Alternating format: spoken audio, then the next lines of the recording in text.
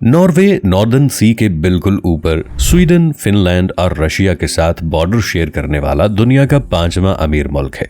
Norway की 25% आबादी millionaire है, वर्ल्ड्स 7th हेल्दीएस्ट कंट्री और दुनिया का सबसे ज्यादा डेमोक्रेटिक मुल्क। किसी भी मुल्क की खुशहाली नापने के लिए जो भी इंडिकेटर्स होते हैं, नॉर्वे इन सब में टॉप पे है।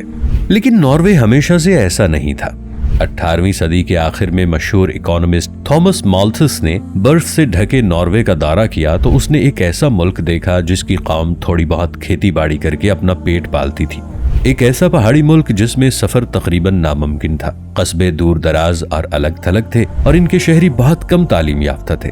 इस मुल्क में 6 महीने सर्दियां रहती थीं। इसकी वजह से ज़राअत इंतहाई मुश्किल थी और लोग बमुश्किल 2 वक्त की रोटी पूरी करते थे।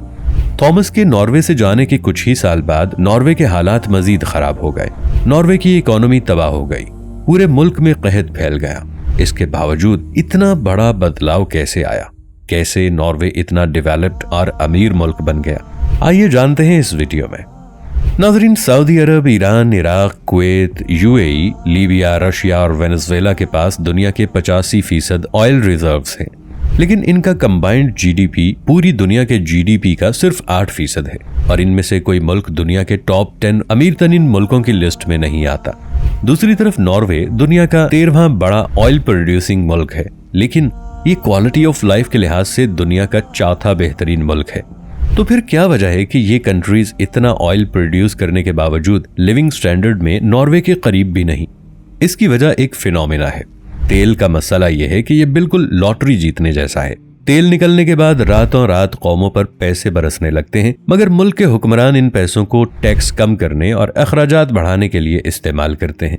जैसे जैसे ये कंट्रीज ऑयल एक्सपोर्ट करते हैं, इनकी लोकल करेंसी की डिमांड में इजाफा होता है, जिससे इस मुल्क के शहरियों के लिए इम्पोर्टेड चीजें खरीदना आसान हो जाता है और नतीजतन उस मुल्क की लोकल इंडस्ट्री को नुकसान होता है। जैसे जैसे लोकल कंपनीज बंद होने लगती हैं, मुल्क में बेरोजगारी बढ़ने लगती है। पैसा सिर्फ चंद लोगों के हाथ में आ जाता है और आम आदमी में गुस्सा बढ़ने लगता है और यही गुस्सा ले जाता है प्रोटेस्ट और इवेंचुअली रिवॉल्ट की तरफ। लेकिन इस ऑयल कर्ज ने नॉर्वे को इफेक्ट क्यों नहीं किया? असल में 19वीं सदी में नॉर्वे की सारी इकोनॉमी सी ट्रेड से चलती थी। जबरदस्त पोर्ट लोकेशन होने की वजह से नॉर्वे से टिम्बर, फिश और मुख्तलिफ मिनरल्स समुद्री जहाजों के जरिए यूरोप और एशियन कंट्रीज को जाते थे। सन 1900 के शुरू में नॉर्वे दुनिया का सबसे बड़ा तिजारती बेड़ा बन चुका था। इसकी वजह से नॉर्दर्न सी का तकरीबन 30% सी ट्रेड नॉर्वे कंट्रोल कर रहा था, जिसके साथ साथ सबसे बड़ा काम जो नॉर्वे ने किया वो था पार्लियामेंट्री सिस्टम बनाना। इसका बुनियादी मकसद था कि सियासी ताकत और पैसा किसी एक आदमी या पार्टी के हाथ में न जाए। नॉर्वे को कुदरत की तरफ से एक और एज भी हासिल था और वो था सस्ती हाइड्रो इलेक्ट्रिसिटी जनरेशन का पोटेंशियल। लेकिन उस वक्त नॉर्वे की 75% हाइड्रो पावर जनरेशन कंपनीज गैर मुल्की थीं और ये चीज नॉर्वे की हुकूमत को काफी खटक रही थी। उन्होंने आखिरकार फैसला किया कि नॉर्वे के नेचुरल रिसोर्सेज के मालिक सिर्फ नॉर्वे के लोग होंगे। इस सिलसिले में 1940 में नॉर्वे की हुकूमत ने एक बिल पास किया जिसमें फॉरेन कंपनीज को हाइड्रो पावर प्रोजेक्ट्स की ओनरशिप से रोक दिया गया।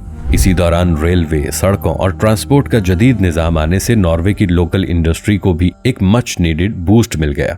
1945 से 1970 के दौरान नॉर्वे की जीडीपी ग्रोथ 3.3% थी। दुनिया में सबसे ज्यादा टैक्स नॉर्वे में था, लेकिन टैक्स का बड़ा हिस्सा नॉर्वे की हुकूमत लोगों की तालीम, वेलफेयर और लोकल इंडस्ट्री को सपोर्ट करने पर खर्च कर रही थी। 1965 तक नॉर्वे में बेरोजगारी ना होने के बराबर थी। नॉर्वे अब बाकी ममालिक के बराबर आ चुका था, मगर अब भी इस लेवल पर नहीं था जिस पे आज है। लेकिन ये सब बदलने वाला था। 1959 में नीदरलैंड्स में नेचुरल गैस के ज़खायर दरियाफ्त हुए और इसी दौरान माहिरीन में ये स्पेकुलेशन शुरू हो गई कि नॉर्दर्न सी के नीचे भी ऑयल रिजर्वायर्स होंगे। 1966 में फिलिप पेट्रोलियम नामी कंपनी ने नॉर्दर्न सी में ऑयल की खोज के लिए ड्रिलिंग शुरू कर दी। तकरीबन 2 साल तक ड्रिलिंग के बावजूद कोई ऑयल रिजर्वायर दरियाफ्त नहीं हो सका। सब लोग मायूस हो गए। फिलिप्स पेट्रोलियम ने एक आखिरी ट्राई करने की ठानी और इस दफा फुल डीप ड्रिलिंग शुरू कर दी और आखिरकार 1969 में नॉर्थ सी के नीचे बहुत बड़े ऑयल रिजर्वायर दरियाफ्त हो गए। अगले 10 साल से भी कम अरसे में नॉर्वे की ऑयल प्रोडक्शन दुनिया में किसी भी मुल्क से ज्यादा हो गई। ऑयल सेक्टर ने हजारों जॉब्स क्रिएट करना शुरू कर दी। मछली पकड़ने वाले शहर अब पेट्रोलियम पावर हाउसेस बन चुके थे और नॉर्वे की तकदीर बदल चुकी थी। लेकिन ये तो मिडिल ईस्टर्न कंट्रीज के साथ भी हुआ था। तो फिर नॉर्वे ने ऐसा क्या मुख्तलिफ किया? नॉर्वे की हुकूमत, जो कि अब तक ये बिल पास कर चुकी थी कि नेचुरल रिसोर्सेज पर किसी एक पार्टी या आदमी का कंट्रोल नहीं होगा और इससे होने वाली तमाम आमदन सिर्फ लोगों के वेलफेयर पर खर्च होगी। ऑयल से आने वाले तमाम प्रॉफिट्स इंफ्रास्ट्रक्चर और एजुकेशन पे खर्च होने लगे। नॉर्वे टैक्सेस कम कर सकता था, मगर उसने ऐसा नहीं किया, बल्कि टैक्सेस इकट्ठा करके वो वापस लोगों पे ही लगाता रहा। दूसरे ये कि मुल्क के बाकी सेक्टर्स को प्रमोट करने के लिए नॉर्वेजियन हुकूमत ने 1990 में एक पेंशन फंड बनाया, जिसका मकसद सिर्फ ये था कि नॉर्वे में ऑयल के अलावा बाकी सेक्टर्स की कंपनीज में इन्वेस्ट किया जाए। इसका सबसे बड़ा फायदा ये हुआ कि नॉर्वे की बाकी लोकल इंडस्ट्रीज भी तरक्की करने लगी। नतीजतन बेरोजगारी मजीद नीचे आने लगी। ऑयल सेक्टर पर से नॉर्वे की डिपेंडेंस खत्म हो गई। टिम्बर, पेपर, मेटल्स और दूसरे मिनरल्स की एक्सपोर्ट में भी नॉर्वे दुनिया में लीडिंग पोजीशन पर आ गया और फिर दुनिया के तरक्की याफ्ता तरीन मुल्कों की लिस्ट में टॉप पे आ गया। जो नेचुरल रिसोर्सेज नॉर्वे को हासिल थे, वो कई और ममालिक को आज भी हासिल हैं, लेकिन वो नॉर्वे की कामयाबी रेप्लिकेट नहीं कर सके। अगर हम सब कॉन्टिनेंट की बात करें तो शायद इंडिया और पाकिस्तान नेचुरल रिसोर्सेज में नॉर्वे से ज्यादा खुशकिस्मत होंगे। लेकिन political instability, short term planning, corruption और एजुकेशन पर फोकस न होने की वजह से आज ये खित्ता शदीद सोशल और पॉलिटिकल इश्यूज का शिकार है। नाज़रीन, आप भी कमेंट सेक्शन में अपनी राय का इजहार जरूर कीजिएगा। मिलेंगे एक नई वीडियो के साथ, तब तक के लिए अल्लाह निगहबान।